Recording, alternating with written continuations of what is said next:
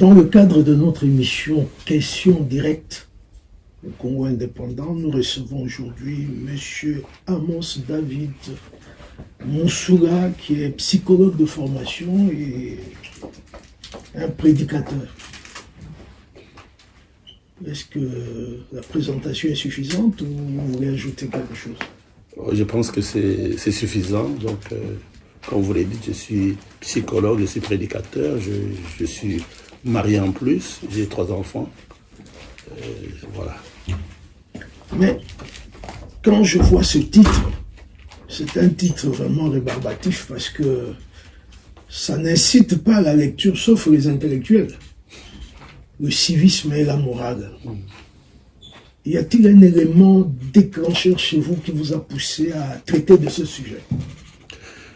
Bon, l'élément déclencheur qui m'a poussé à traiter ce sujet, c'est que, comme je disais, au-delà de ma vocation de prédicateur, j'ai aussi un devoir civique, c'est-à-dire en tant que citoyen du monde, pour apporter j'ai un devoir civique, apporter ma contribution par rapport à mon pays, par rapport à mon continent, par rapport au monde entier. Alors pour moi, d'abord, vu la recrudescence de la violence, par exemple, chez nous au Congo, vu la détérioration du niveau de vie au niveau de la population, même des tissus économiques, vu la paupérisation même de la population, et vu l'instabilité politique, on s'est posé des questions. Est-ce que c'est un problème de moyens? Est-ce que c'est un problème de compétences? Ou bien c'est un problème de moralité? Pourquoi toutes ces choses-là? Les tissus économiques, presque rien. Et la vie politique, presque instable. Le peuple se paupérise de plus en plus. Les tissus économiques se détériorent de plus en plus. Finalement, pour nous, on s'est dit, bon, c'est pas qu'il n'y a pas d'intelligence, c'est pas qu'il n'y a pas de compétences, mais peut-être c'est un problème de morale, de civisme et de morale. Je rappelle d'abord le titre, le civisme et la morale dans la gestion de la chose publique comme garantie de la bonne gouvernance. Oui. Quand je vais sur la page 11, sauf erreur, attendez, je vais voir parce que j'avais pris des notes. Vous dites, vous voulez expliquer à l'opinion internationale les vraies raisons de la mauvaise gouvernance qui est tant décriée depuis la nuit des temps en Afrique, dans les pays en voie de développement. Oui. Quelles sont ces raisons qui expliquent la mauvaise gouvernance chez nous? Bon, pour moi, les raisons qui expliquent la mauvaise gouvernance, c'est d'abord l'inversion des valeurs. C'est-à-dire que les personnes qui gèrent la chose publique sont pris en étau par rapport à un certain nombre de lobbies qui les obligent à mener les affaires de l'État d'une certaine manière par rapport aux intérêts du groupe ou du lobby dans lesquels ils se trouvent. Si bien que la personne peut être compétente, la personne peut avoir aussi peut-être un peu de bonne volonté, mais se retrouve dans un système tel qu'il ne peut faire que la volonté du système, au lieu de servir avec loyauté son pays. Et ce qui fait que ces personnes-là, parfois, ils sont passés à côté de la plaque. Ils n'ont pas pu donner le meilleur d'eux-mêmes parce qu'il fallait mener les choses de manière à satisfaire un certain groupe de personnes. Mais pour quelqu'un qui ne sait pas ce que c'est une valeur, parce que ça peut être valeur or, valeur argent, qu'est-ce qu'est une valeur dans le sens de votre livre? Dans le sens de mon livre, je parle des valeurs morales. Oui. On peut citer quelques-uns? Quelques valeurs morales, par exemple l'honnêteté. Oui. Et par exemple, comme dit, la probité morale, l'honnêteté, disons, la sincérité, et tout ça, c'est-à-dire que des valeurs que tout le monde peut apprécier, c'est-à-dire que comme la politesse, toutes ces valeurs-là, c'est de ça que je parle de valeurs morales, spécialement morales, mais qui entrent en action dans la vie quotidienne. Mais ces valeurs existent chez nous? Bon, aujourd'hui, moi, je peux dire que ces valeurs existaient. Mais aujourd'hui, chez nous, je ne sais pas ce qui est sacré aujourd'hui au Congo. Moi, je pense que tout est désacralisé. C'est dû à quoi? Bon, c'est dû au fait que nous avons perdu certaines règles de vivre ensemble. Parce que le vivre ensemble exige un certain nombre de règles. Parce que quand vous vivez dans une communauté, dans une nation, vous devez avoir les règles qui définissent le mode de vie. Mais chez nous, nous voyons qu'il n'y a plus de règles. Chacun a ses propres règles à lui. Et ce qui fait que tout le monde ne peut pas fédérer autour des mêmes valeurs. Et le vivre ensemble devient un peu compromettant. Donc nous sommes en train de perdre la valeur des nations. Vous voulez dire la société congolaise est une société anarchique? En quelque sorte, parce que depuis que j'ai grandi, je n'ai jamais vu un pays où il y a autant de volants de voitures à gauche et autant de volants de voitures à droite. Je ne sais pas quels sont les codes de la route qui sont appliqués au Congo, parce que dans d'autres pays, soit vous conduisez à gauche, soit vous conduisez à droite. C'est-à-dire que les règles ne sont pas bien définies. Je ne sais même pas comment ces véhicules-là sont arrivés, par exemple, au Congo, qui les a introduits au Congo, quelles sont les règles qu'on a définies par rapport à ça. Donc, c'est-à-dire que vous voyez qu'il y a vraiment, il y a un méli-mélo, quoi. Il y a un laisser-aller. Il y a un laisser-aller, oui. Mais je vois il y a l'attitude, vraiment. Je vois à la page 20, vous dites les règles dont vous parlez reposant sur la distinction entre les valeurs fondamentales, le juste et l'injuste, le bien et le mal. Quoi, nous ne distinguons plus le juste et l'injuste, le bien et le mal. Bon, nous parlons de ça par rapport à la conception même de l'homme africain. C'est-à-dire que, comme je disais, il n'y a plus du sacré, il n'y a plus de valeurs tout le monde, autour desquelles les personnes peuvent fédérer et que tout le monde peut dire ça c'est bon, ça ce n'est pas bon. C'est-à-dire que ce qui est mauvais est même plus exalté que ce qui est bon.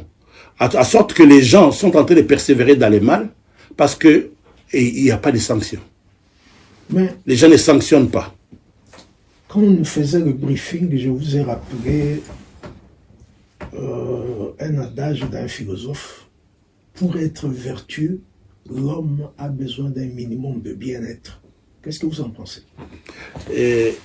Il a raison pour dire que l'homme a besoin d'un minimum de bien-être, mais cela doit être dans un cadre d'une politique générale de la nation, où on établit quand même une justice sociale. S'il n'y a pas de justice sociale, le bien-être social ne sera pas garanti. Donc nous vivons dans une société où il y a beaucoup d'inégalités, à sorte que ceux qui sont riches sont plus riches, ceux qui sont pauvres sont plus pauvres, et ceux qui sont pauvres, finalement, se retrouvent dans des conditions presque de précarité, qui les mettent dans des états mentaux presque pervers, de sorte qu'ils cherchent comment s'en sortir. Alors tout ça, ça fait que, même à la base, la personne, comme on dit, ventre affamé n'a point d'oreille. Justement, c'est pas la pauvreté qui est à la base de cette inversion de valeur. C'est les inégalités. Oui. C'est pas la pauvreté comme telle. La pauvreté, c'est une chose, mais les inégalités, il y a aussi des pauvres, même ici en Europe, mais les inégalités sociales, la manque de justice sociale, c'est ça qui crée, qui énerve. Parce que quand il n'y a pas la justice sociale, il n'y a pas aussi la paix sociale. Bien que votre collaborateur m'avait dit pas de questions politiques. Si aujourd'hui on dit, M. Moussouda, vous êtes un ministre des Affaires sociales, comment allez-vous faire pour combattre les inégalités? Comme j'avais écrit dans mon livre, il faut penser à la solidarité collective. Je pense que quand on vous met à la charge de gérer les choses de l'État, ce n'est pas l'affaire de votre famille. Ça ne vous appartient pas. Vous n'avez pas le droit de bien vivre et que les autres ne vivent pas bien. Vous devez penser maintenant comment créer la solidarité collective. Quels sont les mécanismes pour y arriver? Évidemment, ici, et vous nous voyez même que, même au niveau de nos petites entités, même au pays, les gens font ce qu'on a fait la ristourne. Pourquoi? Parce qu'ils veulent que quand on fait la ristourne, ce qu'on va récolter, on va donner à une autre personne, à une personne pour qu'il puisse s'émanciper. Alors, maintenant, ici, à l'Europe, par exemple, il y a par exemple, comment on dit, la caisse. Vous parlez de la tontine. Oui. Ça, l'Ikelema. L'Ikelema, oui. Ouais. J'ai dit l'Ikelema. Donc, ils font ça parce qu'ils veulent quand même promouvoir quelqu'un. Donc, ils font, ah non, ils nous mettent un peu de côté, nous pour promouvoir une personne. Mais ici, par exemple, au niveau de l'État, on peut faire de la solidarité collective en créant par exemple, des caisses comme des CPS. Et tout ça, on a des mécanismes. Comment est-ce qu'on peut soutirer un peu d'argent des contribuables? Comment est-ce qu'on peut les mettre ensemble et mettre ça au service des communautés, des petites communautés, et servir les uns les autres, soulager les uns les autres, parce que les plus forts soutiennent les plus faibles. C'est ça le principe. Mais il semble que nous avons la Caisse nationale de sécurité sociale, CNSS. La Caisse nationale de sécurité sociale. Oui. Ça, vous parlez du Congo. Oui, le Congo. Ça venait d'être établi. Non, ça existe, je ne sais pas depuis quand.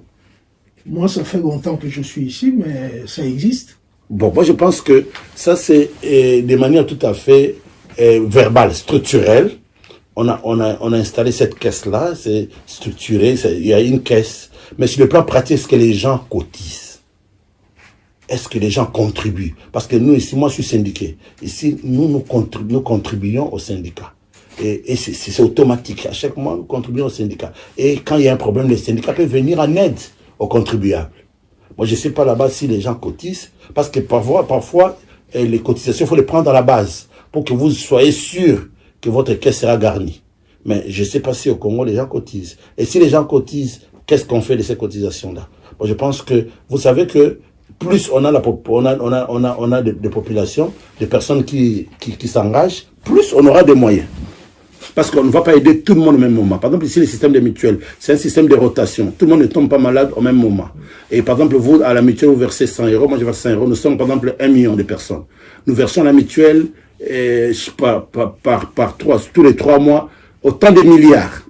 Mais la mutuelle ne vient pas au secours de tout le monde. Il a sa caisse qui est garnie. Après 3 mois, nous donnons encore. Et là, parfois, la mutuelle n'a quoi faire de cet argent. Il commence à investir dans les banques, et ainsi de suite. Je ne sais pas si au Congo, les cotisations sont permanentes. Si ça s'est fait, je ne sais pas. Mais parlons un peu de ceux qui nous gouvernent. Vous n'êtes pas assez tendre vis-à-vis d'eux.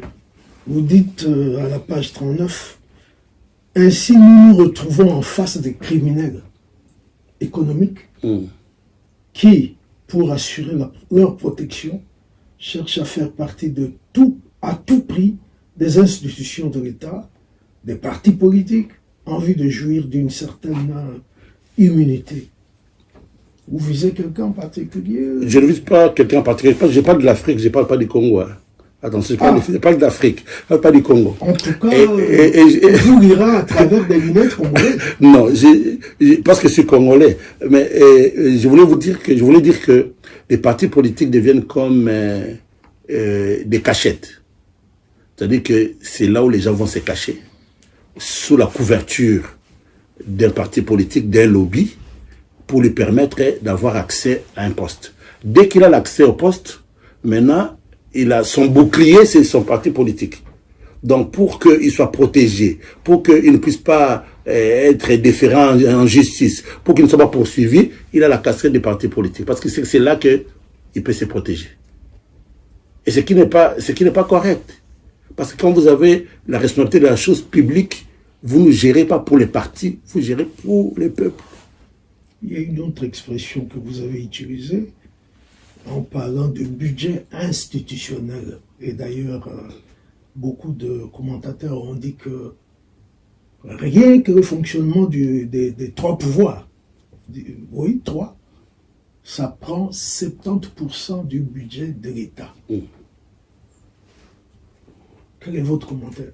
Bon, pour moi, je disais que les budgets, comme on dit, ce sont des prévisions budgétaires. C'est-à-dire que les budgets, ce n'est pas un montant comme ça, ce sont des prévisions budgétaires. On sait que cette année, on va encaisser autant, nous aurons autant de dépenses, on sait faire la balance. Mais on se rend compte que la grande partie du budget est dévorée par les institutions.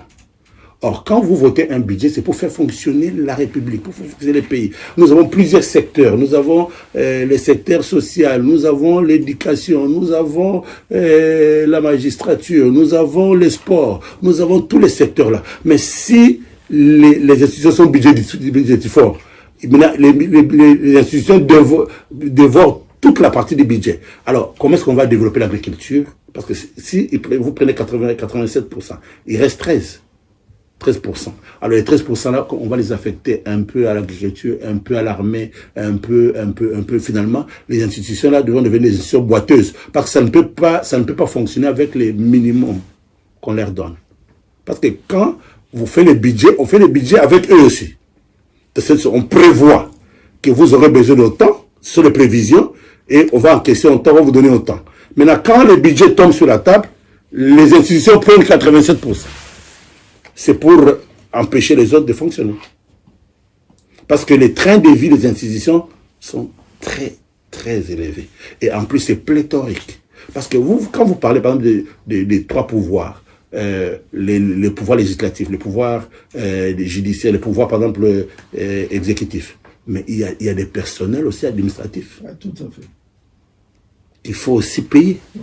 Donc, chaque cabinet a ses personnels. Et même au Parlement, là-bas, il y a des personnels administratifs. Il faut les payer. Tout ça, donc, c'est vraiment, c'est énorme. Bien que, je me répète, vous êtes allergique à tout ce qui est politique. Mais qu'est-ce que vous pouvez envoyer comme message à ceux qui nous dirigent? Disons, aux Africains. Je peux dire, et comme je disais, quand il n'y a pas de justice sociale, il n'y a pas la paix sociale. Cela veut dire, pour moi, il faut ventiler. Si nous avons un panier, nous devons ventiler, faire en sorte que chacun aussi se retrouve. Ne fût-ce qu'à un niveau un peu plus bas, mais que chacun se retrouve. Mais si tout ce que nous produisons, tout ce que nous gagnons doit converger vers un certain nombre de personnes et que les autres ne bénéficient pas, ça ne va pas. Je vois là, je reviens un peu en arrière à la page 12, où vous parlez de l'accès aux besoins fondamentaux tels que droit à l'alimentation, droit à la santé, droit au logement, droit à l'électricité, à l'eau potable, droit à l'éducation. Comment se fait-il que nos dirigeants ne se souviennent plus de ces choses basiques pour l'être humain? Et bon, moi je pense que nous les Africains, on a abordé le développement à l'envers. Parce que tout développement part du secteur primaire, secondaire et tertiaire. Alors, quand vous regardez là, vous allez voir que tout ce que je parle là, par exemple, le droit à l'alimentation, c'est les primaires. C'est vraiment les minimums que quelqu'un peut avoir, manger et boire. C'est loger, par exemple. Quand vous allez voir même plus loin, quand je parle de plan Marshall, quand les Américains ont apporté de l'aide aux Français, les Français voulaient aborder directement l'armement. Parce qu'ils avaient la psychose, la peur de la guerre et tout ça. Ils voulaient faire l'armement. Mais les Américains ont dit, hors des questions, vous commencez par les HLM, les logements à loyer modéré. D'abord, loger les gens. C'est comme ça que ça fait beaucoup de discussions, mais ils se sont rabattus aux exigences américaines, parce que ce sont des Américains qui apportaient. Donc nous devons savoir que si nous voulons développer nos pays, commençons d'abord par ce qui est primaire, ce qui est élémentaire, après secondaire, après tertiaire. Maintenant, nous on a des banques, on a la téléphonie, on a tout ce qui est tertiaire et tout ce qui est primaire, et on ne le fait pas. J'ai deux dernières questions. Vous parlez de la magistrature. Je préfère dire l'appareil judiciaire, ou la justice, devrait être le dernier rempart de tous les citoyens et une vraie balance de l'appareil de l'État. Qu'est-ce qui manque à notre justice pour être justement ce rempart? Là, vous parlez de la justice congolaise. Oui. Ce qui manque dans... Ou africaine, si vous voulez. Bon, mais il faut savoir quand même que l'Afrique est plurielle. Oui. Ouais. Ce qui manque, c'est que nous devons redéfinir ce qui peut être juge.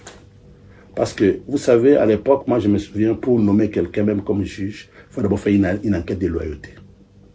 Savoir à qui est-ce qu'on donne la responsabilité d'être juge. parce que c'est un appareil très sensible. De deux, il faut un cahier des charges. Quand on te donne des responsabilités, pour faire quoi?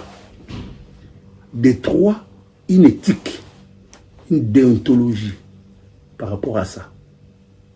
De quatre, on te dit les sanctions. Parfois même les avantages aussi. Pourquoi pas? Parce que nous, on veut mettre tout le monde juge. Dernièrement, on a découvert plus de 400 quelques personnes qui avaient des faux diplômes au Congo, mais qui étaient des juges. Pourquoi? Parce qu'il n'y a pas d'enquête de loyauté. Les personnes qui vont faire le travail, ils n'ont pas de cahier des charges, ils ne savent même pas ce qu'ils doivent faire. Quelles sont les tâches dans les job descriptions? Il va faire quoi? Des trois, quelle est l'éthique qui est liée à la fonction? Quelles sont les sanctions qui s'en suivent et les avantages peut-être qu'il y a? Donc tout ça, nous devons redéfinir ça. Ma dernière question, je vous l'avais posée pendant notre briefing. Aujourd'hui, vous croisez M. Félix Tshisekedi quelque part, qu'est-ce que vous pouvez lui dire en tant que chef d'État? De prime abord, comme moi je suis politique, mais si jamais j'ai croisé le président, la première chose que je vais lui dire, c'est que nous devons redéfinir notre politique. Concrètement, c'est-à-dire que la vision de l'État, la vision de notre pays, qu'est-ce que nous voulons pour l'avenir de notre pays, sur tous les plans. Sur le plan diplomatique, sur le plan économique, sur le plan de l'éducation. Parce que si je ne veux pas entrer en détail, par exemple de l'éducation par exemple, quelle est la politique pour l'éducation? Quelle politique nous allons définir pour l'éducation? Quelle politique pour les sports? Quelle politique dans tel domaine, dans tel domaine? Donc il faut redéfinir tout.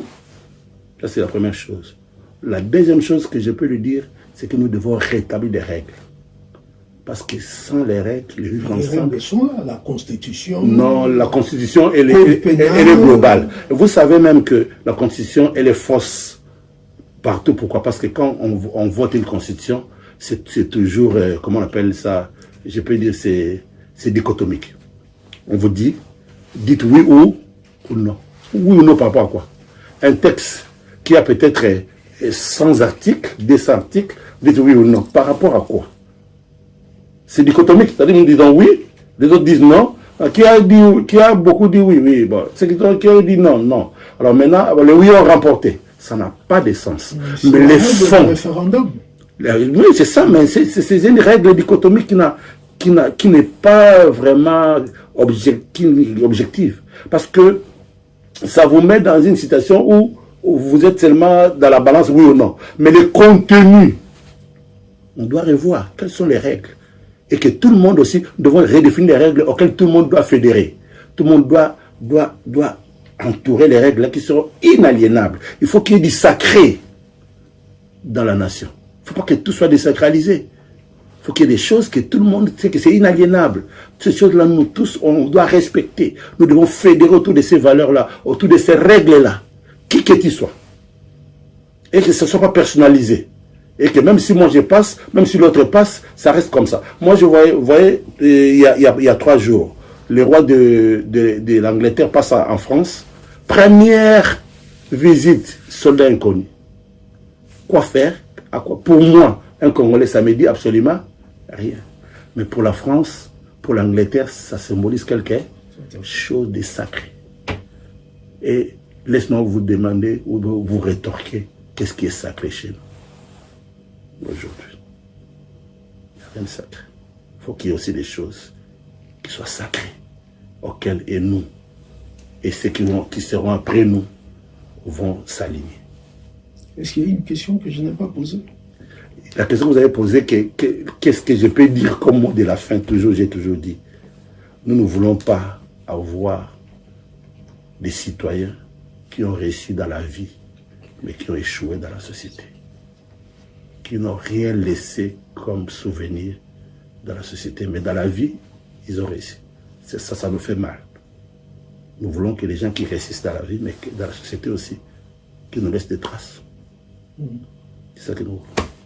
Je vous remercie infiniment. C'est moi qui vous remercie de m'avoir réussi sur votre plateau. Merci. Attends, une belle conclusion.